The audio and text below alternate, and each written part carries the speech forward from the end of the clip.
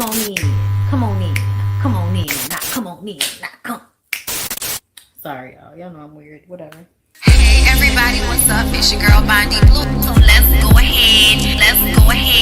Hey everybody, what's up? It's your girl BondyBlue. Okay, follow me on Instagram and let's get into the video. Right. And I'm back.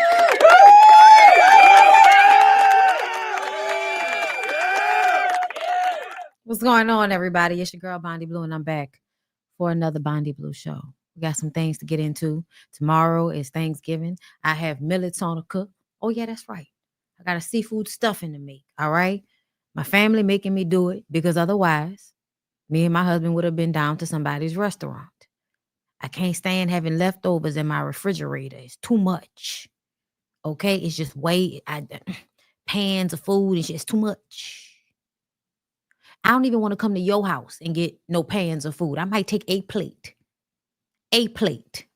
We're not about to take one full plate of the mac and cheese, one full plate of the turkey, one full plate of the yams, one full plate of the cornbread dressing. We're not about to do that.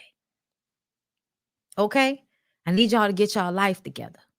But it will be a family affair tomorrow. Yes, Lord. We live to congregate with our loved ones another year. And I'm actually thankful for that. Okay. I come from a big family and we used to congregate a lot more pre-Katrina. Now we do the best we can. Well, what we got. Okay. And like I said, I'm making a melatonin dressing. So I have to prep and get everything together. But when I tell y'all, it's not going to be what it normally is. It's going to be a pan. It's going to be a pan of dressing. It's going to be a pan of dressing, my girl. I'm not going through and restuffing. I'm not scooping out of the melatonin, to be perfectly careful, not to break the skin. So when I repack the stuffing inside, it's all still compact and together. Girl, I'm not going through that this year. That's not what I'm going to do. But me, the melatonin, the crab meat, the shrimp, the trio, the holy trinity of what we cooking. Sitting up here talking about New Orleans people food only good in restaurants. Bitch, then why do we call our seasoning mix the damn holy trinity? Explain that. If we not really cooking, why do we have a biblical name for onions, garlic, green bell peppers, and parsley? That's really, but the parsley is not as important as green bell peppers, onions, garlic. That is your holy trinity of which you have to put in almost every savory dish that we make. To the point that our grocery stores have that mix by two different companies, usually the grocery store and what is it? Landry's.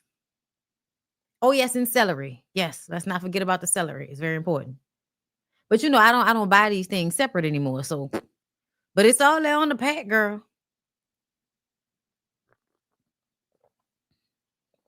Okay. When we say seasoning, it's not dry. Talking about vegetables cut in mince-like precision, then cooked in butter and or oil. Okay, depending on what type of rule situation you trying to create. But anyway, I'm sorry. Holidays kind of stress me out a little bit, But I'm good though. Listen. I'm gonna be good. Listen, okay. I got some goodies, and I'm ready. I'm ready for the holidays. With my family members, some of which whom are, all of sound in mind and body, and some that are not. Y'all, I can't stand that shit. My dogs go outside and get all this little sticky shit all over them, and then they get the sticky shit on me. Because they always want to sit where you sit, lay where you lay. They want to lay on top your robe and shit. My new robe from Target. Okay. We got topics, but I was trying to give everybody to get a chance, get a chance to come into the room, like the video. You know what I'm saying? Like appreciate the visual of it all. But we got topics. We got shit to talk about. Okay. We got a few things to talk about, but this is the main thing on my list. We're gonna be talking about Martell and Melody. Because y'all tried it. Somebody wanted to comment, oh, they're just alike, they the same. I don't think that's the case. And so that's why we talking about the story that we're gonna be talking about first. Because I need for us to define what the same means. I need to like get into the logistics, the specifics of the situation. Okay, y'all just like to say stuff because it sound good to you. I want to get into the specifics of the situation so we could really what dire if that is the case. We know one person had a builder's license and the other person did not. We knew that off rip. So we're going to talk about Kendrick's new album, how Drake is responding to that, what was said about Wayne. We're going to get into all of that.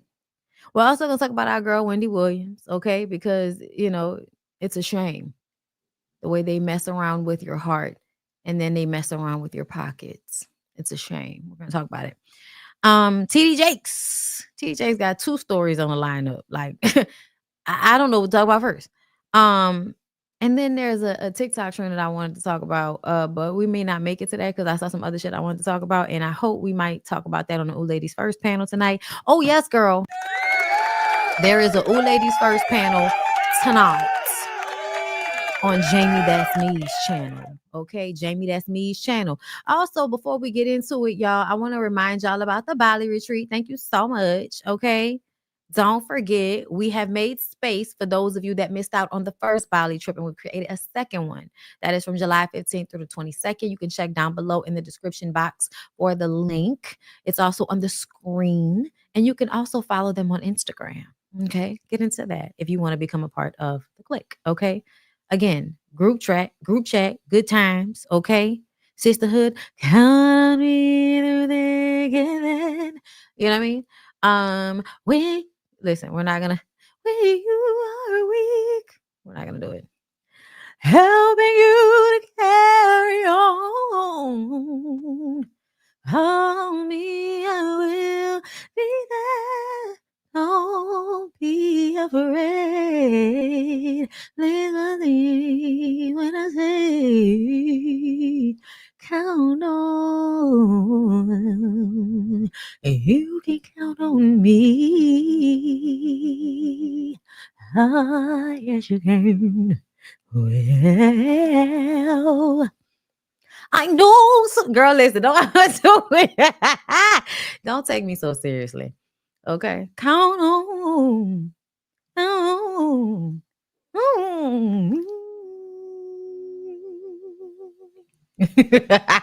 yes, you can.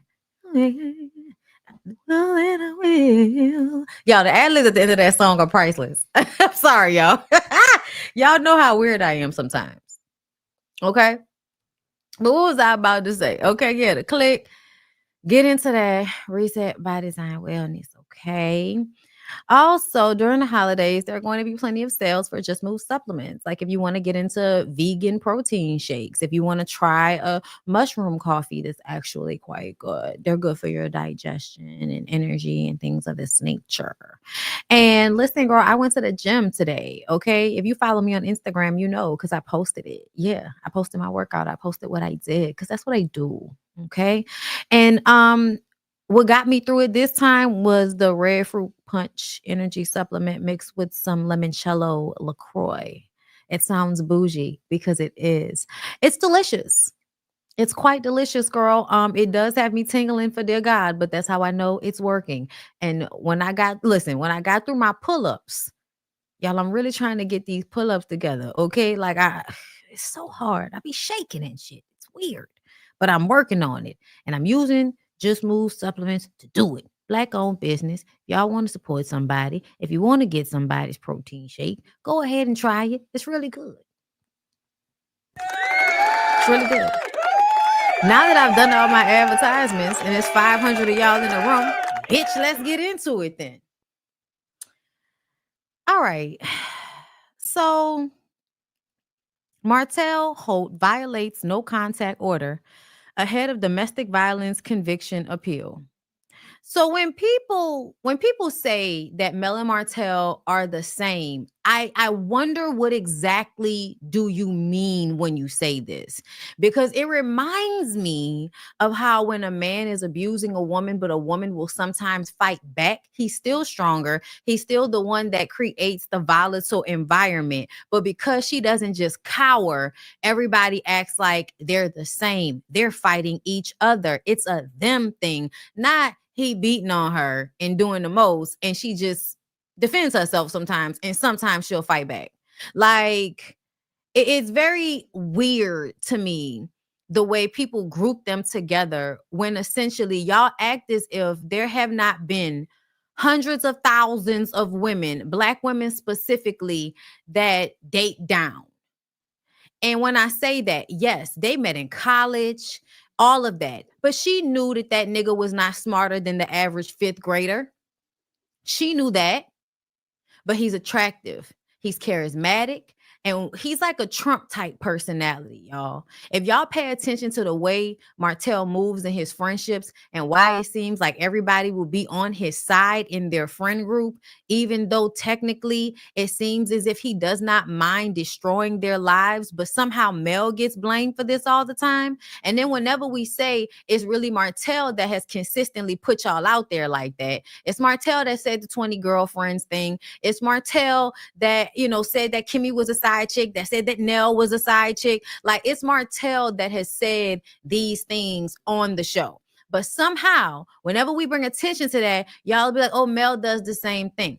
And I hate that I even have to say this, because to me, I feel like it goes without saying. Mel is not perfect. I've said it before. She is passive aggressive. And there are times when I wish she would be fucking direct and say what it is and say what's going on, and stop with the just kind of either shutting down or putting sugar on shit. That's that lady personality. It's not mine. I will be very cut and dry and direct about most of this shit, especially on camera, because I know how they like to chop and screw whatever you say.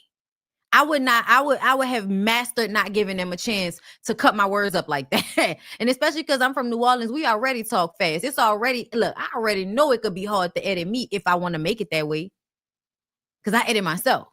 So for me, I feel like I wish everybody would be fucking for real and stop acting like because Mel can be petty, Mel can be passive aggressive, just like everybody else on the cast, that means that she and Martell are doing the same thing. Because to me, why that makes it so fucked up is because of things like this, where in real life, what's happening is a domestic violence situation where a man cannot get over the fact that his wife left him. The audaciousness of somebody to cheat on you repeatedly. You give them 2-3 chances and then you cut out of there. And they spend the next, 4 years after the divorce trying to degrade you on a public platform, trying to make everybody believe you're some whore that cheated on them, and then also taking you to court to try to get first rights so that you can get contact with her. It's not really about the kids, but he tries to make it about the kids. But he's a full-blown fucking Capricorn, just like Tyrese. And he be wilding out because he no longer has access to this woman. And I think he looks at Maurice and Marceau and gets so mad because they were able to keep their wives and he couldn't. But what you will notice is that same shit that y'all tried to make it seem like Mel was, when she was talking about respectfully cheating, so everybody tries to act like what that means is that she was okay with him cheating on her. No. But what it means is be like your other two bummy ass fucking friends and protect my feelings as much as you can. That's what that means. That means if you gonna cheat with them niggas, how about you cheat like them niggas and not let me find out about what's going on, or at least not let somebody else be able to prove to me what's going on. Because you know how Tisha and Kimmy like to act like they don't have no evidence nowhere on they niggas. And that's fine. especially when it comes to Kimmy. Even though that picture of your man in Atlanta, don't act like that was 10 years ago before. 10 years, girl, don't do that. That was literally right before y'all got married. Don't do that, okay? And I could have the timeline wrong, that's fine, but I still feel like y'all was probably living together and in a full-blown relationship whenever that shit happened. Fast forward to now, and Kimmy is doing interviews with Carlos sitting up there talking about, I'm not okay with it. I'm not okay. But bitch, you could have fooled me. You could have fooled me. Because it really just, it seems like we all gonna keep the lie alive no matter what. Even if you haven't found anything, there are so many other things going on that you should have an issue with. Like, and I hate to go off on Kimmy right quick before I really get into Martell, but since we talking about all these motherfuckers, I might as well get it off my chest because I only just saw a little snippet of Carlos and her talking on his live today. And the way she was expressing herself, I'm not okay with it, but I've always known that Maurice is a partier and he'll stay out till 2-3 o'clock in the morning. And that's, I used to fight with him about it, but now I don't fight with him about it. But no, I'm not happy about it. No, he's not cheating on me, and cheating is a deal breaker for me. But if I found out that something happened before we got married, then I don't care. But I'm just like Tisha, ain't nobody showed me anything to make me want to leave my husband. So then why doesn't everybody understand why Mel was getting information from the side chick and getting her ducks in a row? Because everybody that doesn't really want to leave their husband wants to get as much evidence as possible before they do anything. So it's crazy to me how the way y'all judge Mel for how she handled the situation, talking about respectfully cheating. That's not what she meant. She did not mean that, I'm about to go and talk to this girl and tell her how she needs to act in order to cheat with my husband. Destiny, that's some crazy shit that Martell said that will irk Mel's spirit. And if there's nothing I have learned in this past episode more than any other thing, is that Destiny and Martell both have the same feeling towards Mel. And that's why they enjoy each other's company so much, because they love to sit and commiserate and talk shit about her, and they both miss her. It's very weird. It's very, very weird. But the thing for me is how everybody ignores the domestic violence aspect of this. If you do not know, Martell has a whole case that he was actually charged and convicted on, I believe. And I'm about to read this to you, with the harassing communications, as Stormy liked to say. Comparing her situation with a fucking YouTuber to what this man has been doing. So apparently they go to court. Mel is like, I don't want him to keep contacting me. He's always texting me and calling me and asking me what I'm doing and where I'm going and who I'm with. He even recently put out on social media and brought it to the courts as well, saying that she was having an inappropriate relationship with her security guard in the home with the kids, and the security guard is married. So this is something that he and his baby mama Ariane, I believe, were putting out there on the internet. And he also took it to court. The courts threw the shit out. Okay, they threw it out. How did you even know what was going on in her house? It's some weird ass shit. But either way, fine. So because of this case, Mel has to go to the district attorney's office because she is called to the district attorney's office. Apparently, as soon as she walked out the office, Martell texted her and asked her what she was doing at the district attorney's office. And everybody is looking around like, how the fuck he know that I was just at the district attorney's office? And that's because he is a charismatic person that I believe knows how to rub elbows, smile, and be charming. But then also he knows how to get the right people in the right fucked up situations, like Trump. You get evidence on people of shit that they don't want to come out, and you can ride their coattails until the wheels fall off. If y'all notice, Martell is always able to find some fucking friend to do some shit for him that Mel used to do for him. And to me, it's probably because you have cheated or done some, fucked up shit around Martell, and Martell knows that. And Martell is the bad little boy that finds out all of your secrets and can't wait to use it to his advantage. That's what I think Martell does. Mel finds out all kind of shit on them people and never says anything. I remember when we interviewed her and we asked her about Marceau and Tisha's lawsuits that they had going on with their businesses, which were never really presented on the show as they were going on. And she was like, I don't know anything about that. I don't know what I can say about that. Like, she just didn't want to speak on it because she was like, that's not my situation. I'm not going to speak on it. So I personally interviewed this lady and she has decided to not say certain things that I'm sure she knows. But everybody's going to act like she and Martell are exactly the same. And I feel like that's an extension of the domestic violence, is to turn everybody against the person. Anyway, so let me read this shit and we'll further get into it. Martell Holt is back in legal hot water as his harassing communications appeal hearing approaches. This past Friday, an Alabama judge heard a motion from the Huntsville, Alabama district attorney to revoke his bond order. In documents obtained by Urban Bell, the judge issued a no contact order regarding Martell's contact with Melody. Martell could only contact Melody regarding their ongoing custody battle. Despite this ruling, the Huntsville, Alabama DA detailed in the motion that Martell or Martell's associates continuously contacted Melody about matters outside of their divorce agreement. The DA even includes an instance where Martell demanded to know why Melody met with the DA in their office. The victim met with the undersigned on this date to discuss our upcoming trial. After the victim left my office, defendant contacted her demanding to know why she was here. The victim feels threatened and in fear for her safety now that she is possibly being watched by defendant or someone close to defendant. As a result, the DA sought to amend Martell's bond agreement to have no contact with Melody whatsoever. A judge agreed with this sentiment and issued this order. The new order issued by the judge will supersede the ongoing custody case. Martell cannot contact Melody directly or indirectly whatsoever.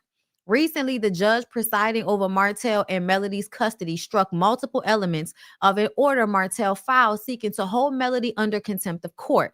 This included allegations that Melody was having an inappropriate contact with her security guard in her home while her children were present. After this was struck from the court, these allegations were mentioned on various social media outlets.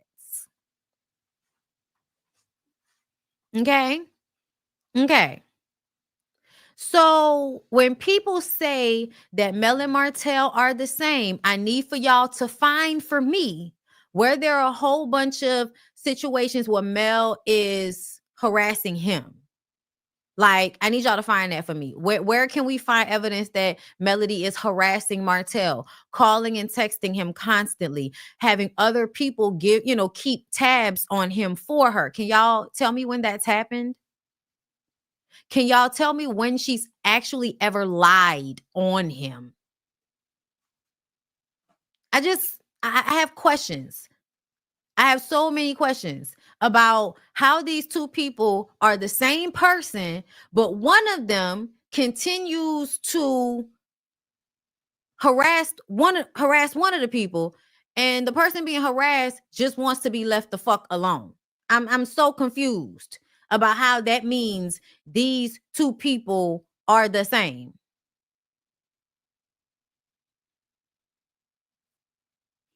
And I think that is an extension of how domestic violence works.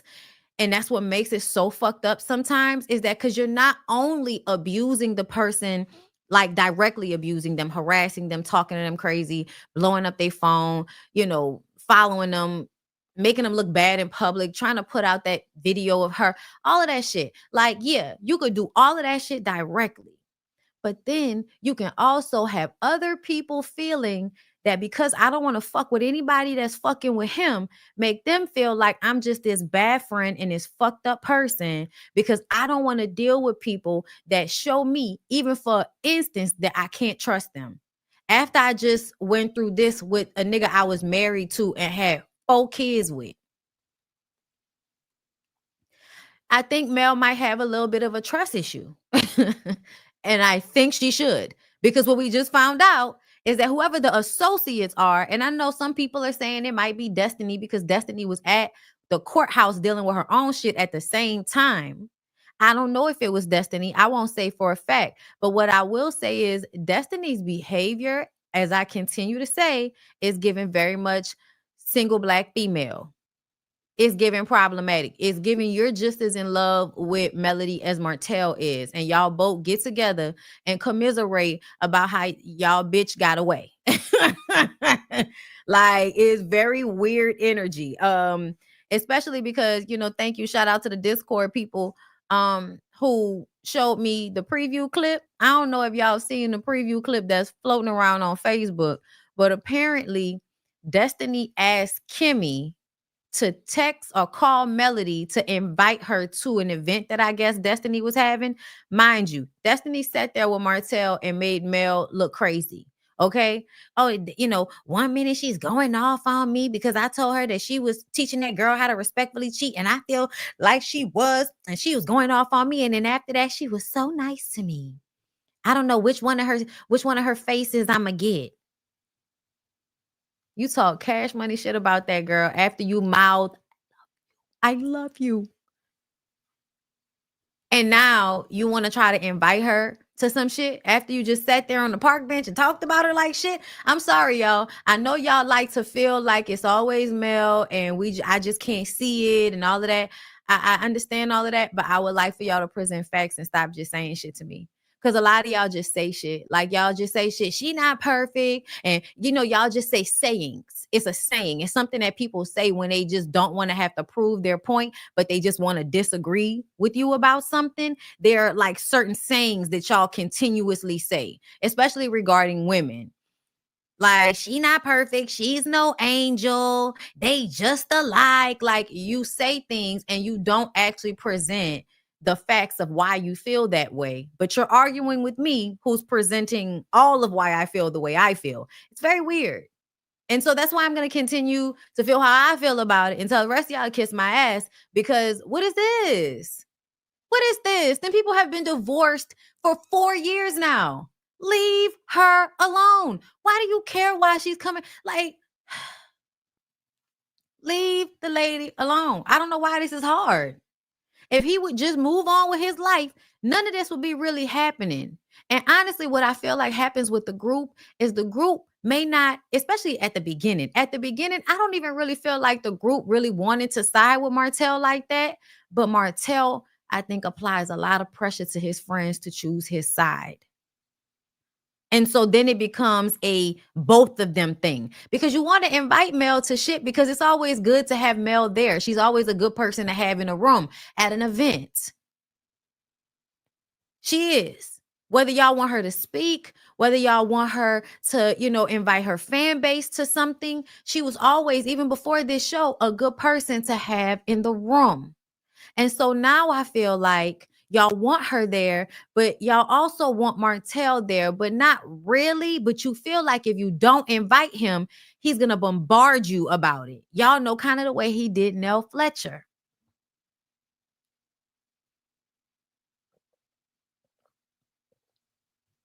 I'm going to get up off this.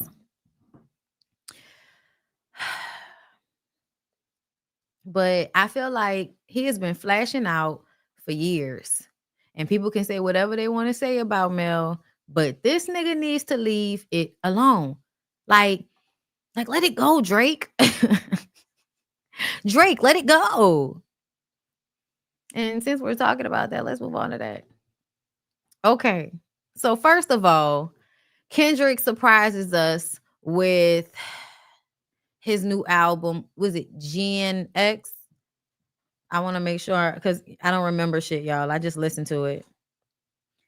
Okay, hold up, because I added it to my thing and I want to look at it so I could tell y'all. Yeah, GNX.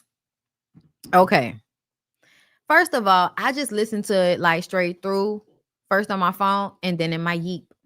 Okay, you have to bump it in the Jeep in order to really get the feeling for it. I like the way I just want to crip walk or swerve through most of it. Like I either want to be, I want to do some footwork of some type.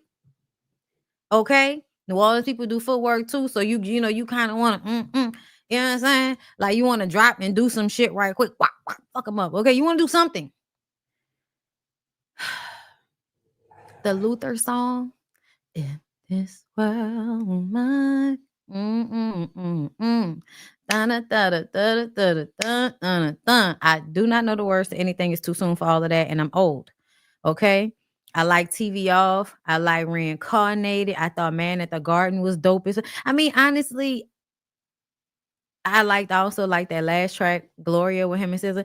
Yeah, y'all. I mean, honestly, I feel like it kind of rocked all the way through. I feel like it kind of rocked all the way through. Okay, shout out to the Ice-T, you know what I'm saying? The Ice-T Love Right Quick, Right Fast. I like it. But I also felt like, people not being for real when it come to Kendrick. I think there are more people that really enjoy Kendrick's music than it seems that y'all want to admit, especially when it comes to him and his Wayne situation, right? When it comes to him and the Wayne situation, I see a lot of, yes, the SWV sample. Use your heart, not your eyes. If you got time, then I got time. Yeah, that shit go hard.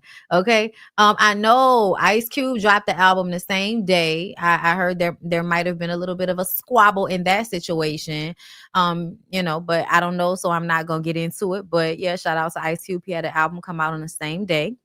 But in the first song, Kendrick has some lyrics in there. Okay. Irony. I think my hard work let Lil Wayne down.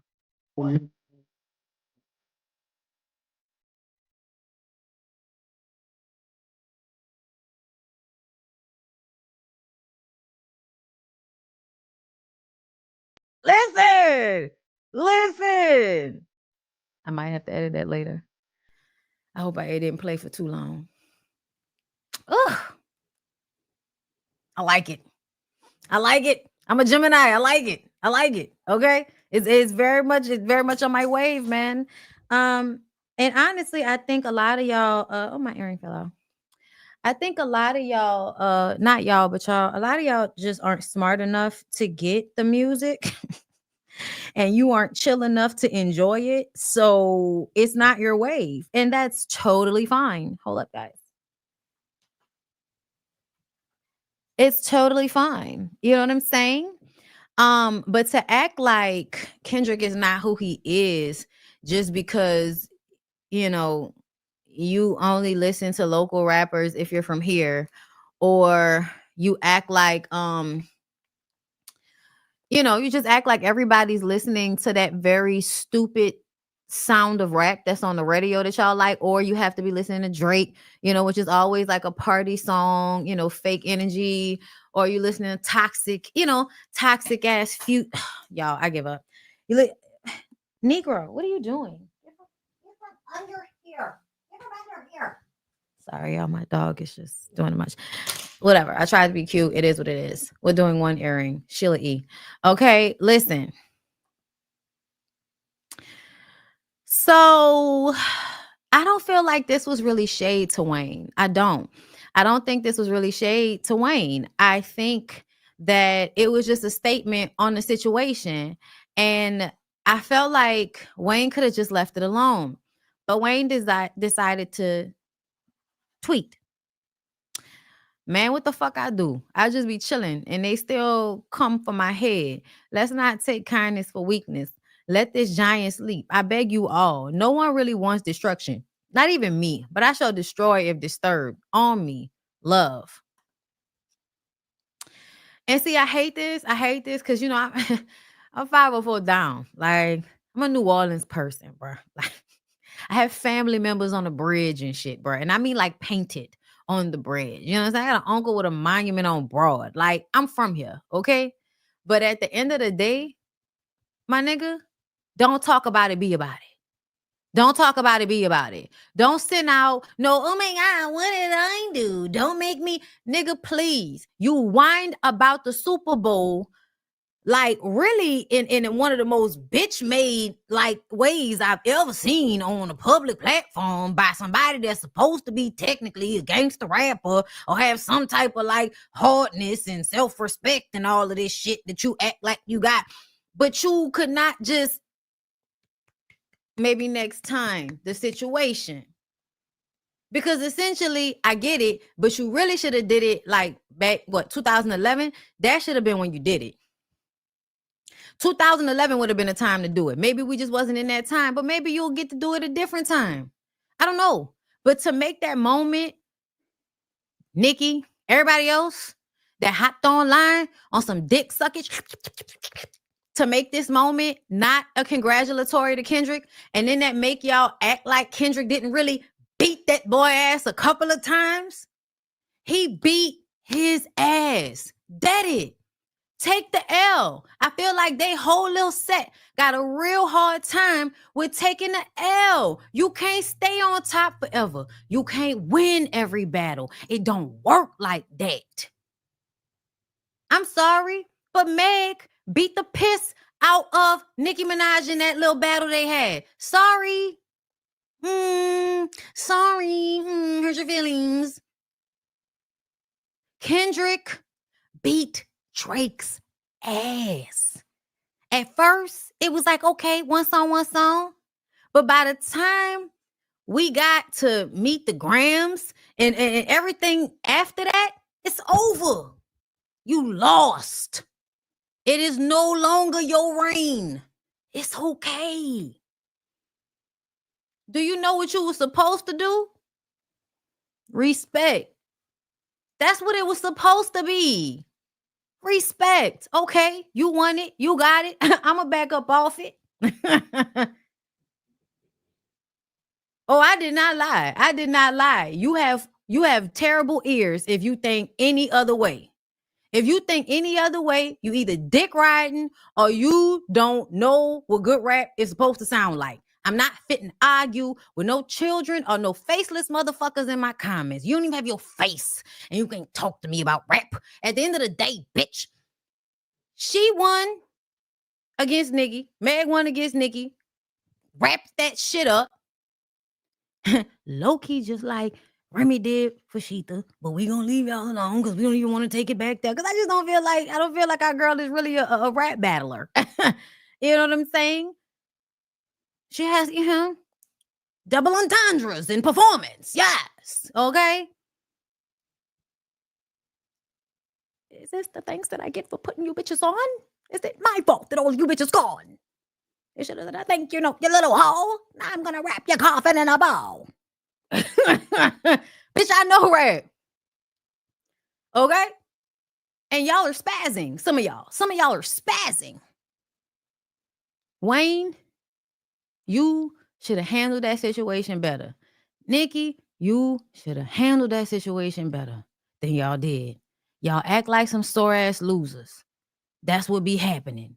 And just when we thought y'all couldn't act like sore-ass losers any harder, Lil Wayne acting like he don't know what the fuck going on. And y'all in the comments talking about, oh, here come the lighter. Please come. Please run it. Please come. Please run it. I want you to. Do it.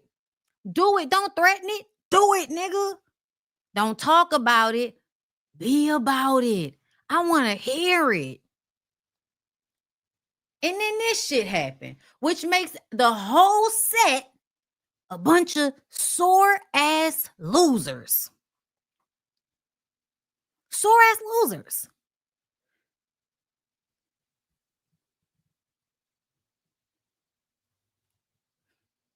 Okay? Like, wah, wah, wah. According to Billboard, Drake has taken legal steps against Universal Music Group and Spotify, claiming the companies work together to artificially boost the popularity of Kendrick Lamar's song Not Like Us. In a court filing made November 30th in Manhattan. Hold up, my thing acting stupid. Get your mind right, bitch. Okay. Drake's Frozen Moments LLC alleged that UMG orchestrated a scheme utilizing bots, payola, Nicki's favorite word, bitch, and various tactics to make Lamar's track go viral all across the internet. UMG did not rely on chance or even ordinary business practices. Lawyers for Drake's company wrote in the filing. and instead launched a campaign to manipulate and saturate the streaming services and airwaves. Drake's legal team has charged Universal Music Group with breaching the Racketeer Influence and Corrupt Organizations Act, commonly known as the Federal RICO Law. Oh. I want to know what drugs he was on and who he was talking to when he came up with this idea. And somebody just probably allegedly sniffed something and then was like, "That's a good idea, man. You should do that shit." Drake's legal team has charged Universal Music Group with breaching the Racketeer Influence and Corrupt blah blah blah. Additionally, they have claimed that UMG engaged in misleading business practices. Basically, y'all saying that they fudged the numbers. They fudged the numbers. And y'all, this would be like the first time I would feel like probably not. Probably not. Y'all, niggas listen to that song like crazy. Motherfuckers was bumping Not Like Us all over the place with like nonstop. Like, no. My husband was like, I played that shit at least 500 times. I was just like, and then I was watching Roxanne video earlier. She was like, I'm responsible for at least 10,000 of those streams. Like, people were really like playing that song over and over again. So the fact that you want to act like the numbers are inflated, even when Kendrick didn't really make any money off of it because he opened it up so that people like myself could play it on our platforms without getting a copyright strike. Oh, God, the bitch madeness, the Karen-like caucasity of the entire situation is just so incredibly monstrously ridiculous. Universal Music Group responded to Drake's claim that it conspired to artificially inflate the streaming numbers of Kendrick Lamar's Drake diss Not Like Us. Why is he pouting? Why is he looking at us like this? Let me tell y'all something. Everything he does is a performance. The persona of Drake is a performance.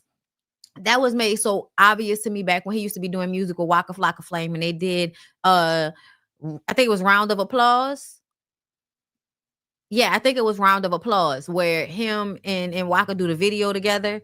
Yeah, you could just tell like there is a lame nigga energy. Like I am in with the hood niggas while simultaneously trying to act like I'm above them. That's why I don't nobody fuck with him. Okay, so anyway, the suggestion that UMG would do anything to undermine any of its artists is offensive and untrue. We employ the highest ethical practices in our marketing and promotional campaigns. No amount of contrived and absurd legal arguments and this pre-action submission can mask the fact that fans choose the music they want to hear. Did you see that? This pre-action submission, meaning you ain't really do shit yet. You really ain't do shit. You saying you gonna do some shit. I think really he's asking for the evidence to prove what he's saying. He's asking for them to turn over something so that he could prove that that's what they did. And then Drake files a second action against UMG alleging defamation over Kendrick Lamar's false song. The new filing, which claims UMG funneled payments to iHeartRadio as part of a pay-to-play scheme, sheds new light on the Blockbuster dispute. Drake filed a second legal action. Okay, so he is now saying that he's suing them for defamation. And really, that would have been what you should have led with. You should have led with that shit, sir. But I also wonder if they already did their checks and balances on this situation and they already have some form of evidence that is going to make this worse. Because I feel like it's almost like what you did with the songs. He kept telling you, stop before I pop that ass. Like every song was somewhat of a warning. And it was like Drake was like, fuck your warning, nigga. I'm still going to do what I want to do. And it's like, cool, okay, I unleash on your stupid ass. And now you talking about they inflated the numbers and now you're trying to sue me for defamation in a rap battle. Y'all, people lie in rap battles all the time. People say outlandish, crazy shit. Like, this is how you know these niggas is not really rap battle. Like, y'all are not really in the culture in that way. Because if you were, then you would have been able to take this shit on the chin. Like, some of the shit that's been said on what's that shit on Ooh for the Ladies. Y'all, back when Babs Bunny used to have, Queen of the Ring and all of that. The shit that they say actually in battle rap, I have heard people accuse motherfuckers of some of the worst, most despicable shit. They talk about girls' abortions. They talk about motherfuckers' kids. Say your old man fucked your kid. Your daddy fucked you. Like, they say all kind of crazy shit in rap battles. And it's not true. Everybody knows it. Some of the shit be true, but some of it's not true. So it's crazy. It's mad crazy the way he would become a Karen and go the legal route with losing a rap battle against somebody. And it's not even, this is what really killed him. And I'm going to tell y'all, this what really did it. Because when he got into it with old boy, when he did back to back and all of that, technically, son kind of beat your ass a little bit. But that was more of a fair, spade. A fair fade. So I'll let that one rock. But see, this shit, son, like he got you on numbers too. He got you on sales. He got you on playtime on the radio. Like, he killed you in more than one way. A lot of the times, the people that do the best numbers, they like to act like they're better rappers than other rappers who aren't doing the same numbers. Oh, like, look at the numbers. Y'all know in real life, numbers ain't got shit to do with it a lot of the time. You have some of the most like singers and rappers whose music is great all over Apple Music, all over iTunes, and you never hear them on the radio, and they don't get as many streams as somebody like a Drake. I mean, shit, this happened because Big Crit came out at the same time as Drake, and it really, really felt like Drake was low-key biting off Big Crit, but because nobody knew who Big Crit was, nobody could say, oh, you biting off of him, because Big Crit was an old rapping, singing ass nigga too. And to be very clear, does both better than Drake if you being real. And also on top of that, Drake made it seem like he was writing and producing all of his own music all the time. Drake, like, I feel like was lying about that shit. Crit was one of them people that was really producing their own tracks. Yes, I made the beat. Yes, I made the track. I am far from whack. You about to listen. Don't make me get into it. But at the end of the day, my nigga, like, y'all, you fronting. A lot of the times there are other rappers that are way better, that make way better music. But because they're not palatable to mainstream, because the white kids don't love them as much, because they don't have a huge organization like Young Money behind them, they may not do the same numbers, amongst other things that go on. Okay? But it just definitely feels like sometimes the people that don't want to kiss ass and they just want to make their good music and mind their business, they're never going to do the numbers sometimes that somebody like Drake would do. So for Kendrick, who we feel like essentially is a grassroots type of artist, like he's a real artist. Like, I'm going and I'm working on shit from my artistry. I'm writing this shit. You know what I'm saying? I get somebody else to do the beats. That's not me, but I rap my ass off and I'm lyrical as fuck. And all of the double entendres and thought-provoking shit and historical context and nuance. And you know what I'm saying? Like, it's huge the way his mind works when it comes to music. Drake has never been that fucking deep. He's only just copied other people's shit. Copy. And yeah, you could copy and do some shit real good. And that's cool too. But to me, I feel like they've always done this, the woke rappers and all of that shit. Like, they're not as good as somebody like Drake or Future that are like, whatever the fuck. Like, I guess, nigga. Okay, I like Black Thought. I don't know what's going on with anybody. Okay. I'm a huge Jay-Z fan. Like, I don't, Biggie's my favorite rapper. Like, I need somebody that can actually write a beat. I need rappers to rap. My favorite New Orleans rapper is not Lil Wayne. I'm sorry, baby. It will always be Juvie. Period. It's about my ear. It's about what I hear. And at the end of the day, Wayne is a great artist. He's had some great songs, some great records, some great albums. But when it comes to a voice and riding a beat and just somebody who I want to hear they spit, like, I'm inclined to want to hear they spit, man, that's Juvie all day. Juvenile, the great.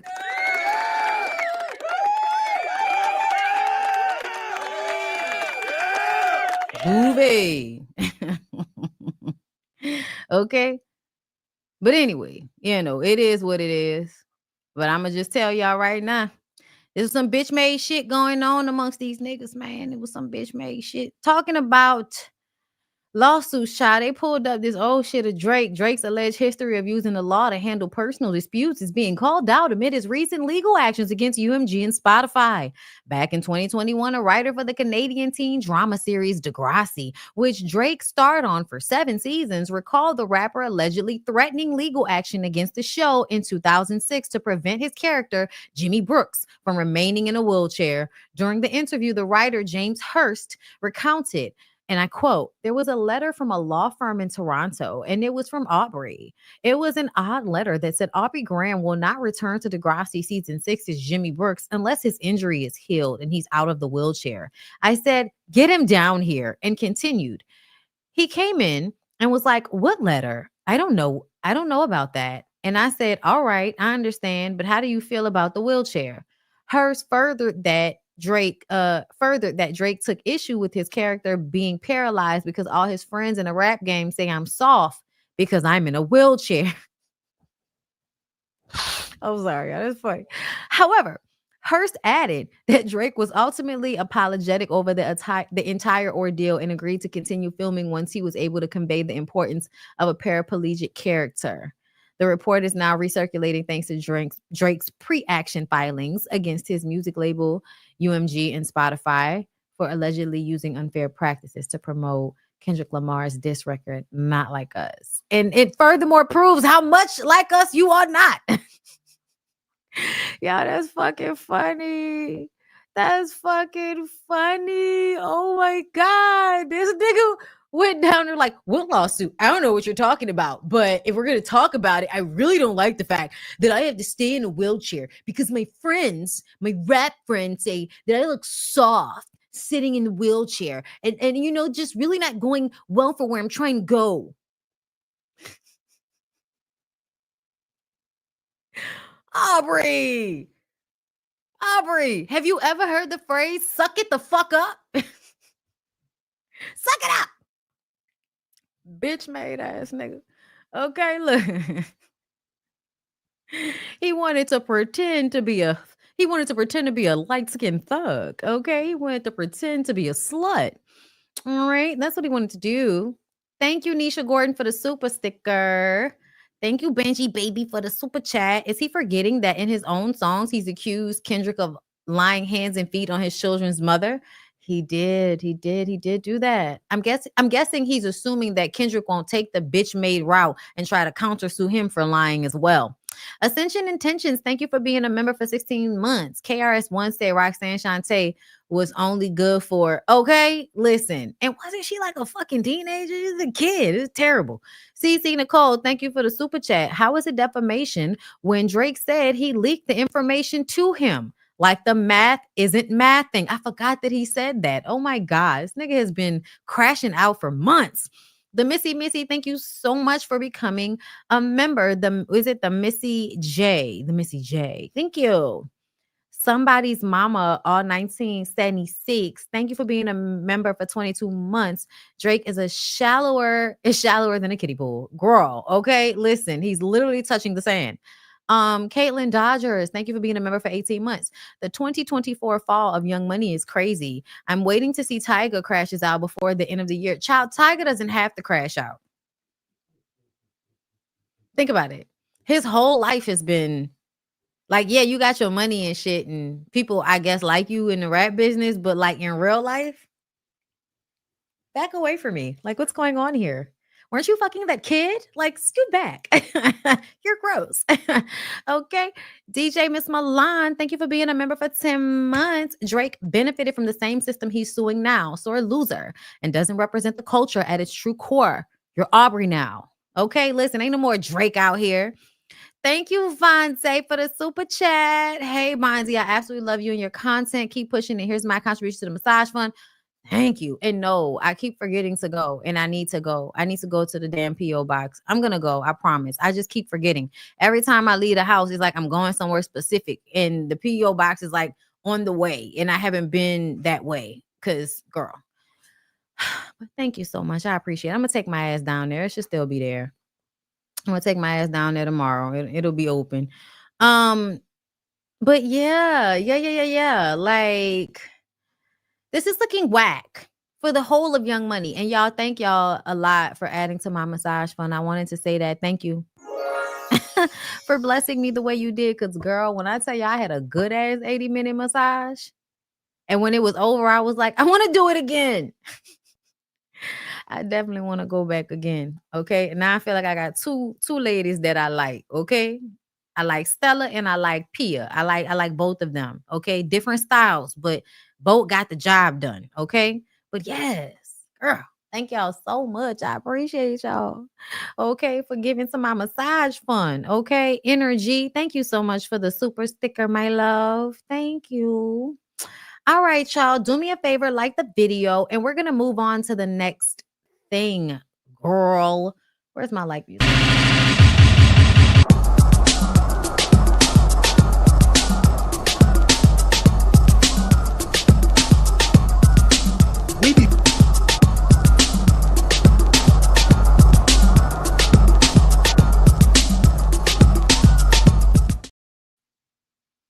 All right. So TD Jakes is it's on the roster today. And he's on the list. First, because I believe he had a stroke during his Sunday service. I don't know if I actually saved it, because for some reason I was like, in case that that's that man dying, I don't really want to say that shit to my saves. I can report and tell y'all that he had a stroke. Okay. But yeah, okay, here it is. Pastor TD Jakes reported had a stroke while preaching to his congregation today. His current status is unknown at the moment. It's 3 days ago. Okay, Father God, I come to you asking for healing for your servant TD Jakes. Here's a prayer. Got it. Let me see. Did I have any other ones in here anywhere else? No. Okay. But I feel like he's still alive. Anyway, so TD Jakes has filed a defamation lawsuit against fellow pastor Dwayne Youngblood, who accused the religious leader of attempting to sexually assault him decades ago. This was unveiled during the Larry Reed Live podcast. Claimed that Jakes tried to groom Youngblood and allegedly attempted to hug and kiss him when Youngblood was 18 or 19 years old. The lawsuit was filed just 1 day after Jakes suffered a medical emergency during a sermon at his church, which his legal team suggested may have been caused by the stress of the accusations. Oh, is that what it is? Is that what it is? Okay, sure. I'm sure that's what it is. The stress. Anyway, in the podcast, Youngblood accused Jakes of inappropriate behavior and ordered Jakes to pay $6 million to resolve the matter, quickly and privately. According to court documents, Youngblood threatened to sue Jakes for sexual assault and harassment if the payment was not made.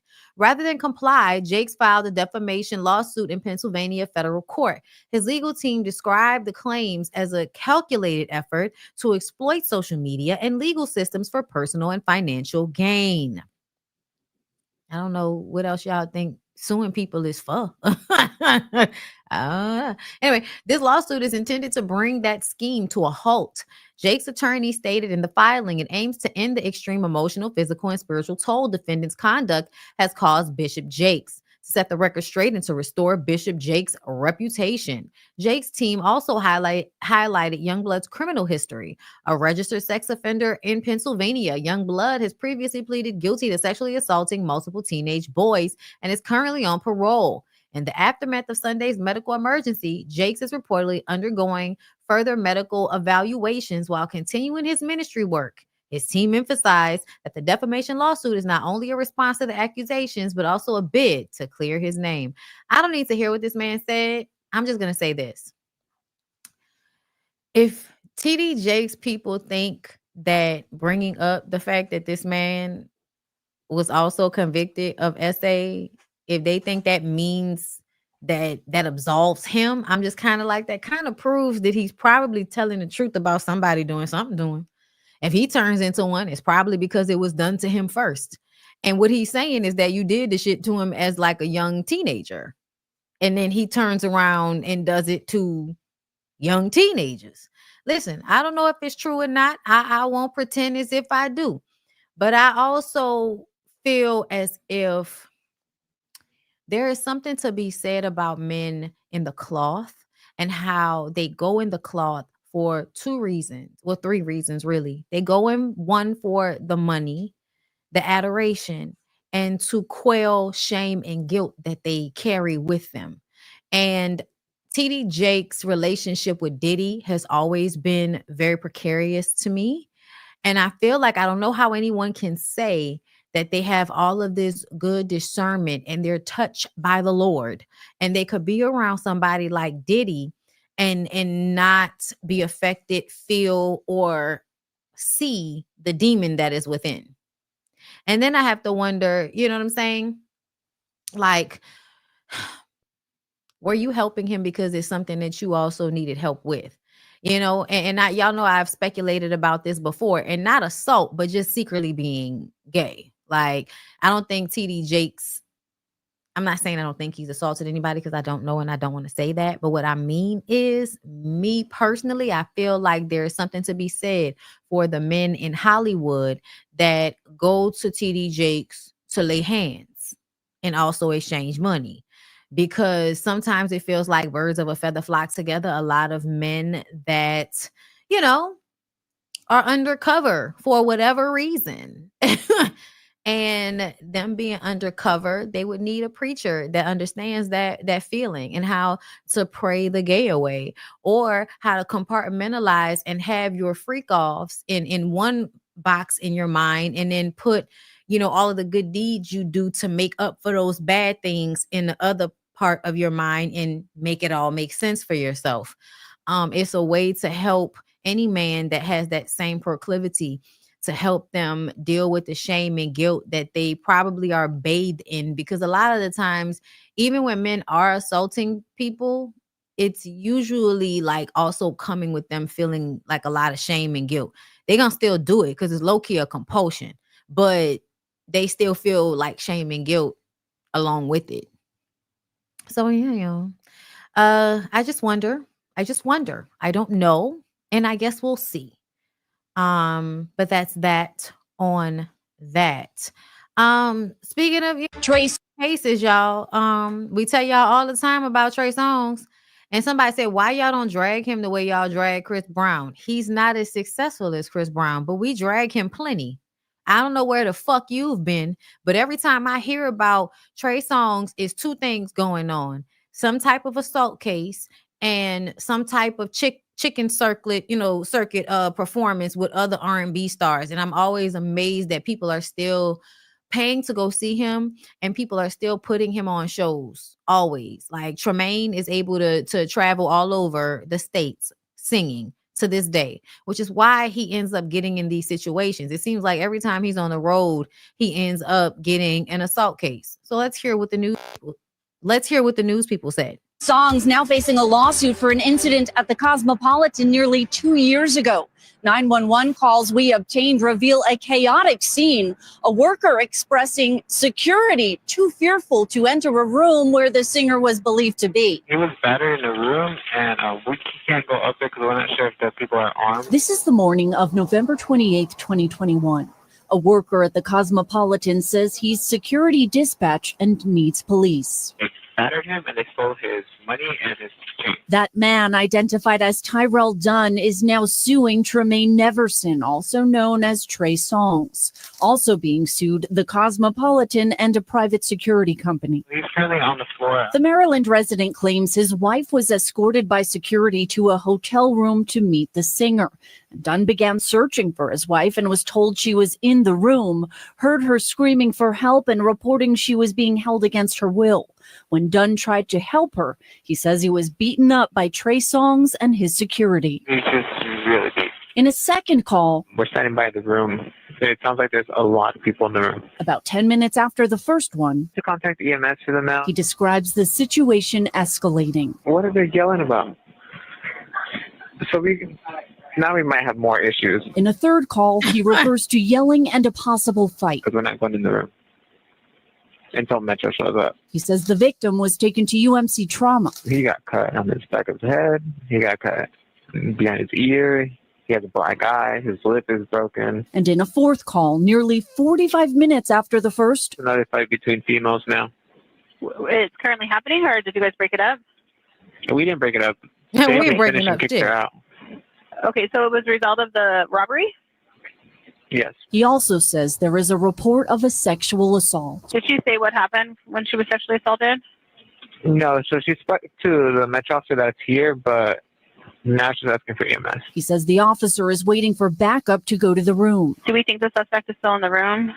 Yeah, they said they're still all up in there. 5 months later, Las Vegas Metro Police announced no criminal charges would be filed against Trey Songz and stated if any new evidence comes to light, the case will be reopened for further investigation.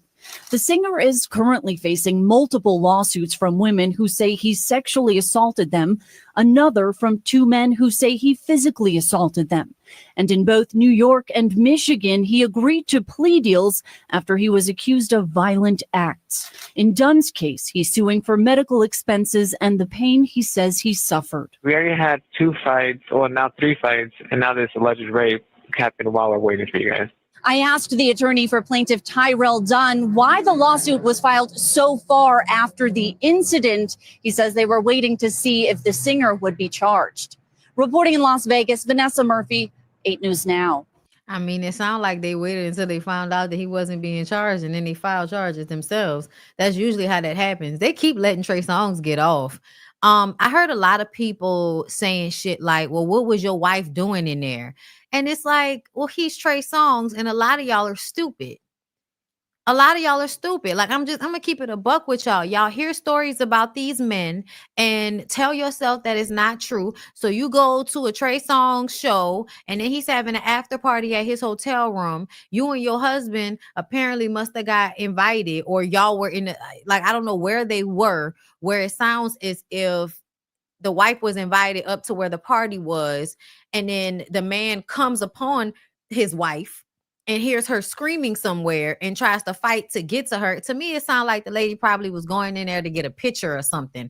Like if they were having a hotel party and the show wasn't that far away from the hotel, so everybody knows to come to the hotel after the show. Like, cause the man on the call sounds like there were several calls. So there were like several other people that were there. It wasn't like she went to Trey Songz' room by herself. Like, it sounds like they were having an after party. Yeah.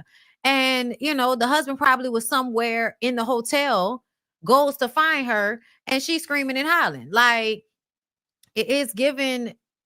Yeah, it is not even given that it might. I don't even think it was no freak off. Y'all know how they pull people into rooms when they having parties like that. I'm not sure.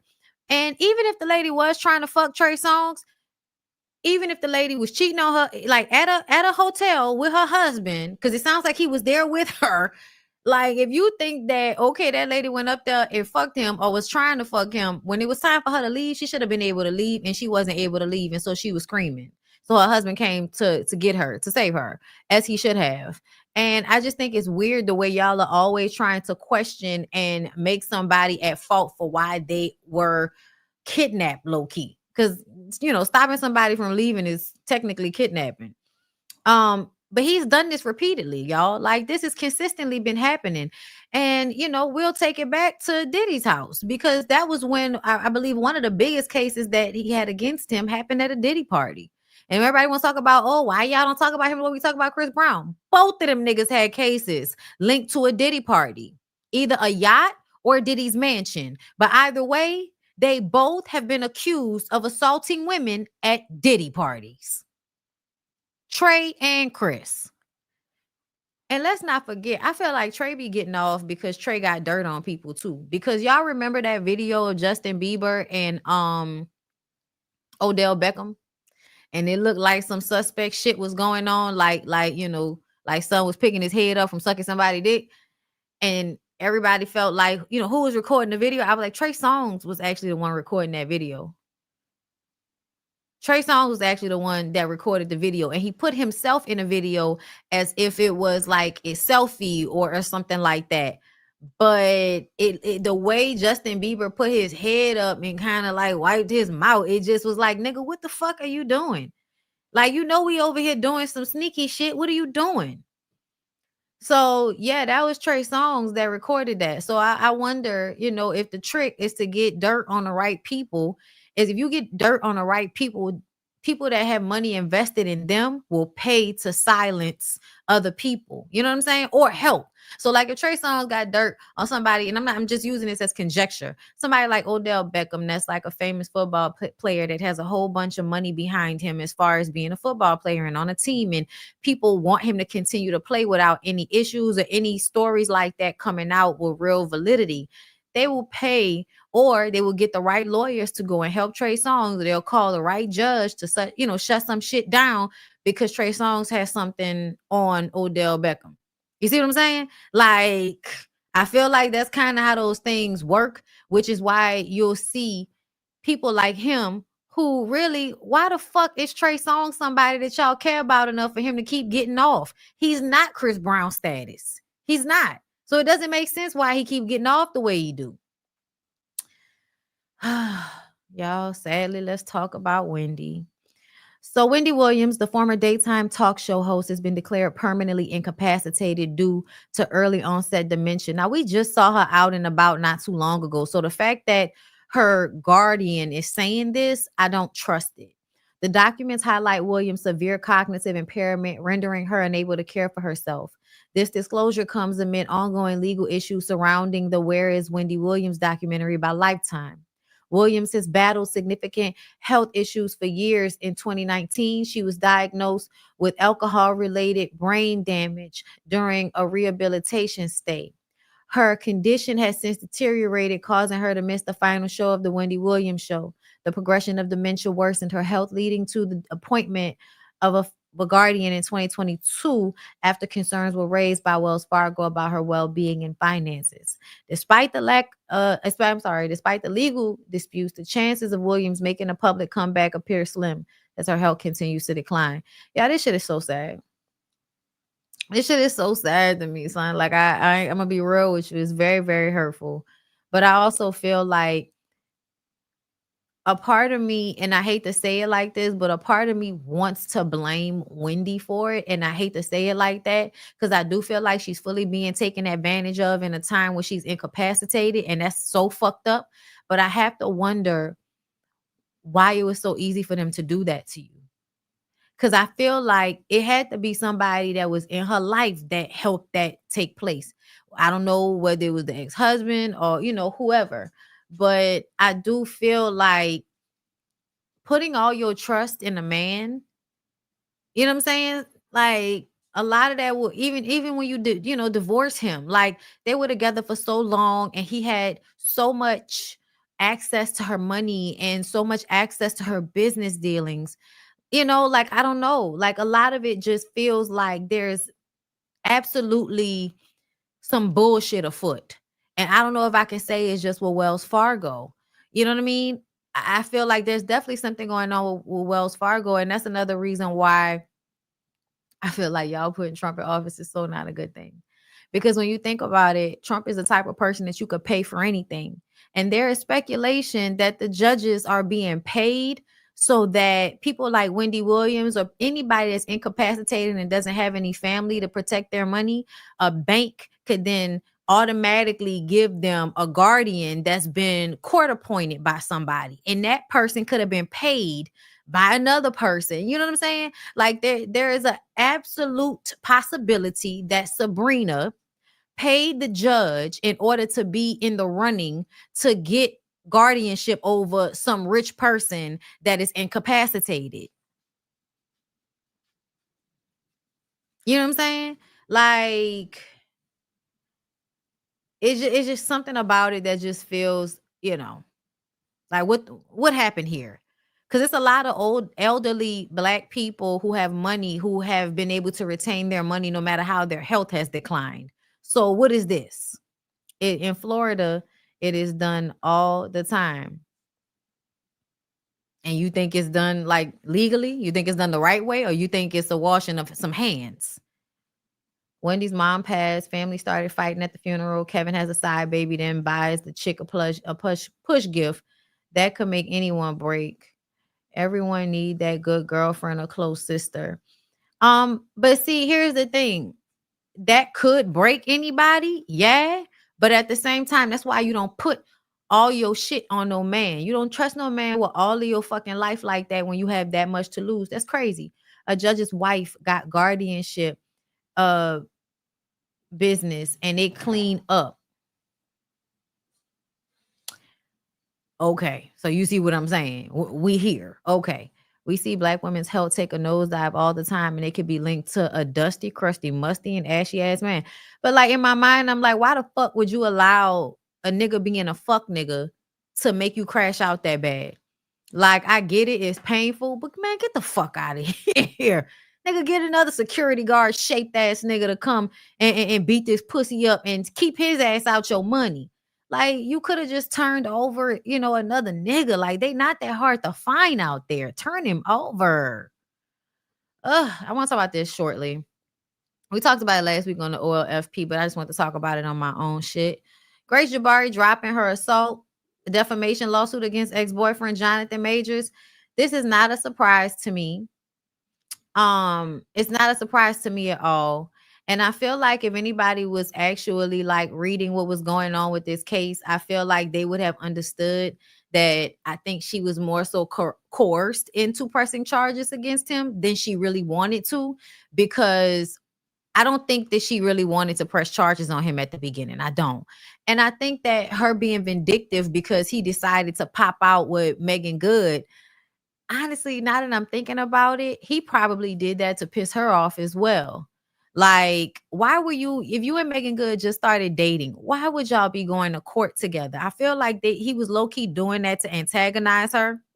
So when she decided to, go ahead and go along with the case, because she did not press the charges, I feel like the state did. And she was saying she didn't want to press charges. She told the cops she didn't know what happened, but they still wanted to press charges against him.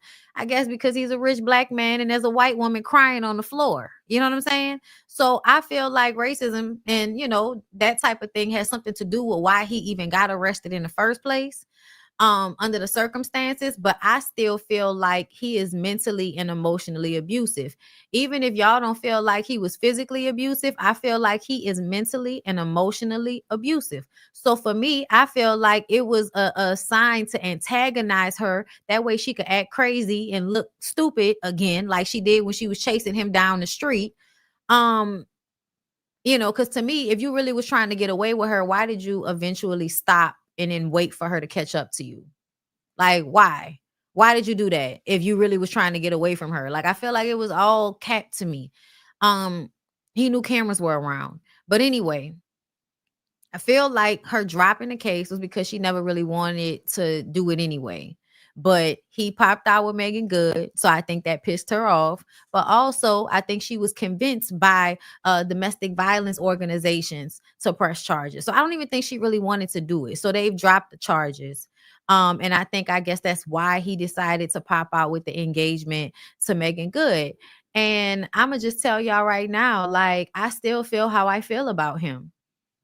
I still absolutely feel how I feel about him. I think he is mentally and emotionally abusive. I don't know what the fuck is wrong with Megan Good, but I don't care. It's not my business. If them people want to be together, get married, be engaged, child, listen, we all love a good toxic relationship. They are so much fun sometimes. But I've just graduated to a point in my life where that I don't want to be around anybody that has me emotionally or mentally unstable because the relationship is unstable. Right?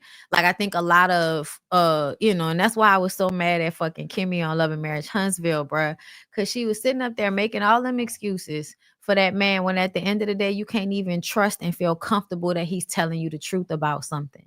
And I feel like that's a form of emotional and mental abuse if I can't trust my partner.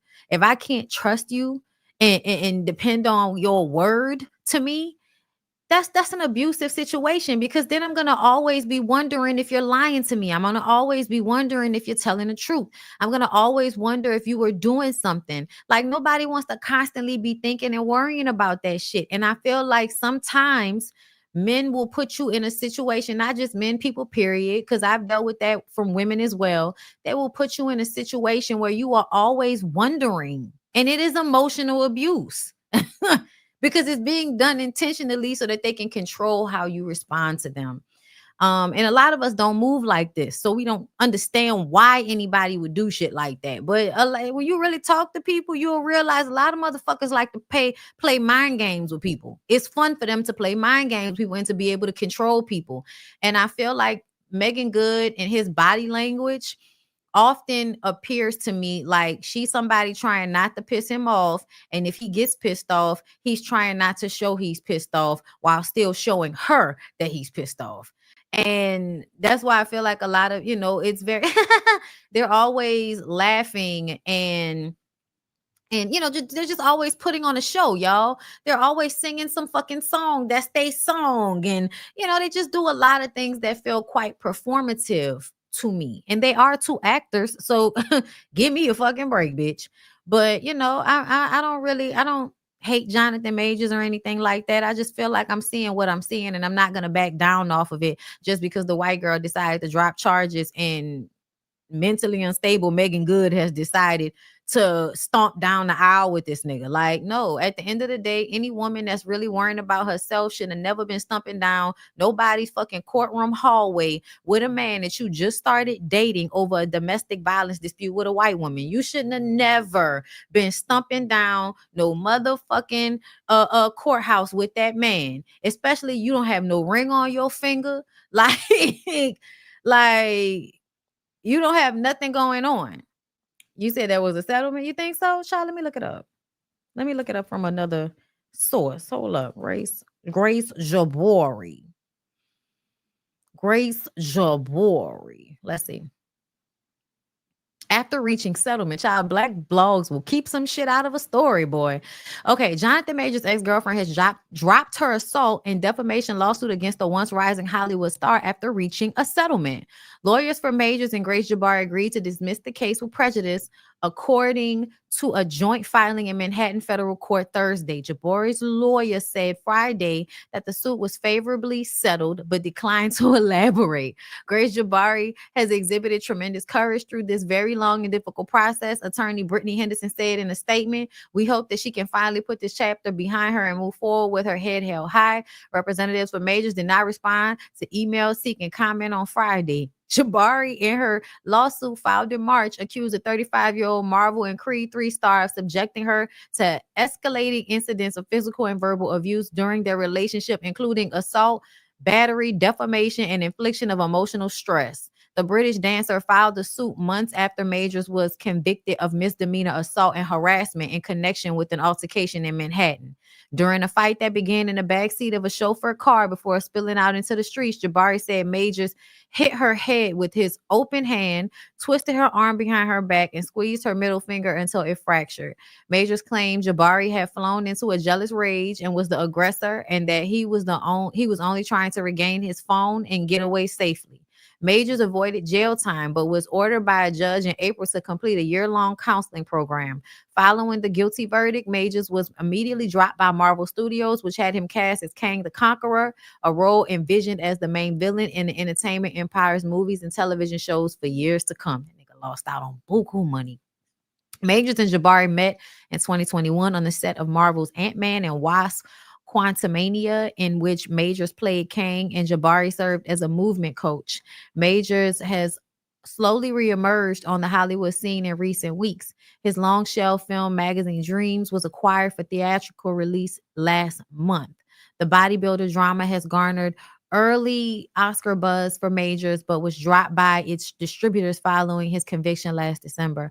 Earlier this month, Majors and fellow actor Megan Good announced their engagement at the Ebony Power 100 Gala in Los Angeles. So they settled. So he paid her.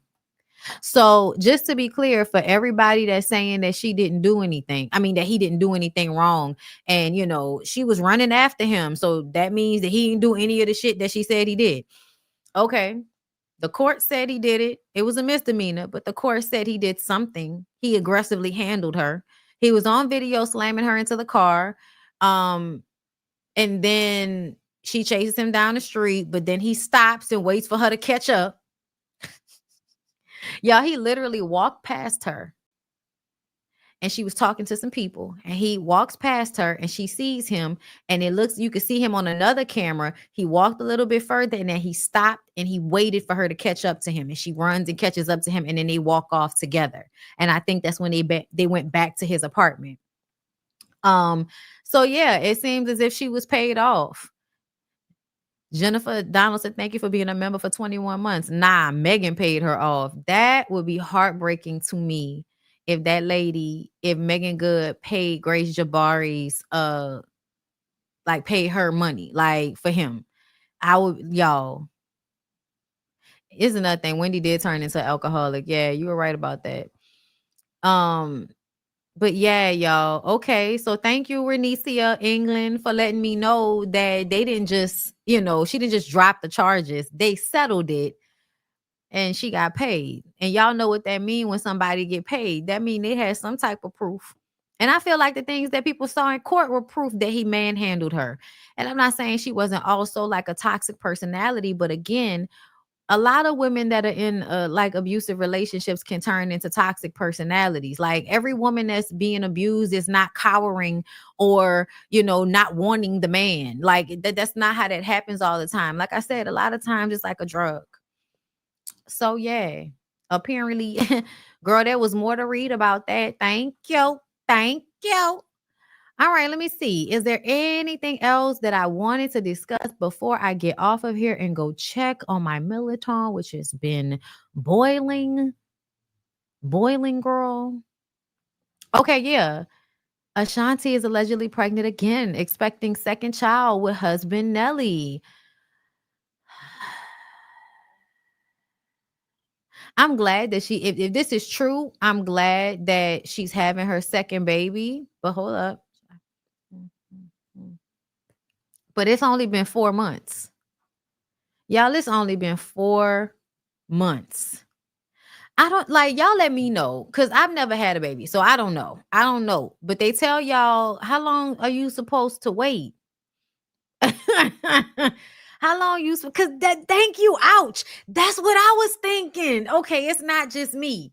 It's not just me that was thinking, oh. Bitch, is your coochie, is your coochie all the way back comfortable yet? Because I heard that it could be uncomfortable sometimes for a little while in order to have, to have sex. And so I'm thinking, if you had that baby 4 months ago and you're supposed to wait 6 weeks, okay, so you're supposed to wait a month and 2 weeks. Okay. It wasn't uncomfortable for you? It definitely was. Okay, so for some people it is, and for some people it's not. Got you. Okay. That's fine. Let me tell you something. If that lady was comfortable with having sex and she wanted to have sex and she ended up getting pregnant again and that's what she wanted, yes, after you have a baby, you're so fertile. I hear that too. I'm not mad at nobody that wanted it and it was comfortable and they had a good time. Girl, I'm not upset with you. But sometimes when I hear about this, I be wondering if women really wanted to have the sex or if they were having the sex out of coercion, duress. Because, you be trying to make sure your nigga don't go cheat on you. So you trying to hurry up and give him the coochie before you all the way ready to give him the coochie. You know what I'm saying? But she had the baby more than 6 weeks ago. But damn, I still felt like July, August, September, October, November. You pregnant again 4 months later? Damn. But congratulations to them. Congratulations to them. Because they both got money. They both have lived their lives. They're both extremely successful. And at the end of the day, no, most women want to have intercourse. Okay, cool. My doctor said, well, at least 6 months before trying to get pregnant again, I was advanced maternal. Okay, my sister wanted sex immediately after her C-section. Her husband had to tell her, hell nah. Immediately after her C-section? Well, that's because ain't nothing. That's terrible, though, because don't that shit hurt? Don't that shit, you cut down there? Yeah, I'm okay, y'all. I'm okay. Y'all can have it. Y'all can have it. Y'all can have it, baby. I'm all right. I'm all right. I'm gonna keep it where I'm at, bitch.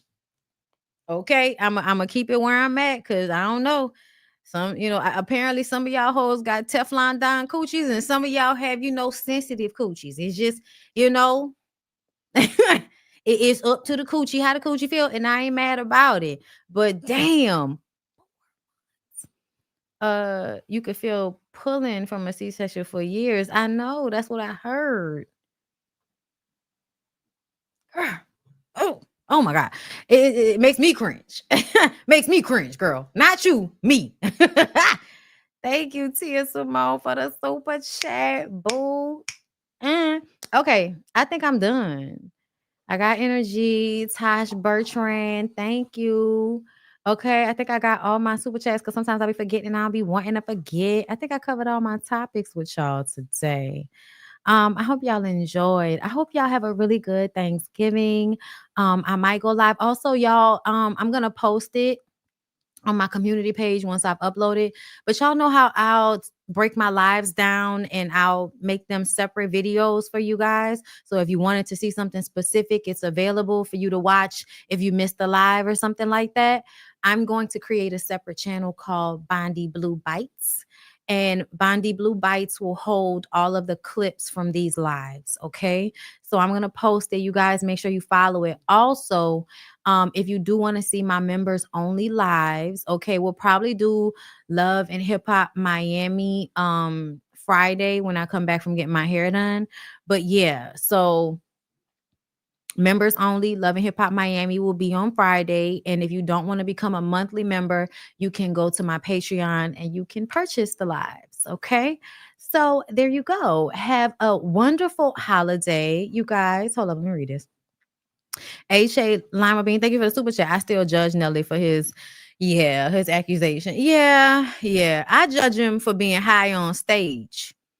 I judge him for being on high, stage. Leave it. Oh, yeah.